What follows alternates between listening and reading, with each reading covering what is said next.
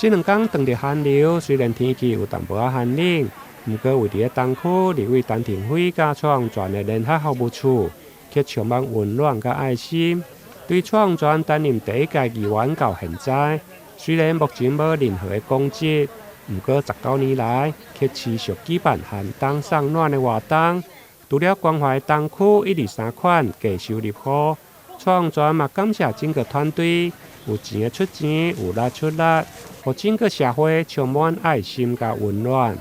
从我当选议员第一届开始办到现在哦，即便我现在没有公职身份，但是我们是义务的奉献回馈基层哦。这个友善跟爱心不能改变我们的初衷，所以呢，我们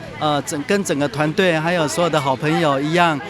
继续的持续。那么今年已经第19年了哈，那这个也是非常感谢各界大家的帮忙。那尤其是在这寒冬哈，尤其是这2天非常的冷哈，这听说台湾又我们的北部又下雪了。那在这个寒冬的时候，特别给大家很多的温暖哈，尤其是这个温暖是持续19年的温暖，让大家非常的感动。那么我们也真的是很感谢，说这个城市是一个有温度的城市，大家都非常的一个有爱心。那而且在平常我们也很多的基层的民众也一直都可以感谢我们啊。今年像很早就在问说，今年有没有那个寒冬送暖有没有写春联啊？说有，今年7、8位老师，我们清风书道协会赖清美理事长率领的好几位书法老师现场挥好那个量身定做哈，都可以来现场我们福处这边呢来写你们要的诗句或者是春联哈，都可以给大家过一个很好的一个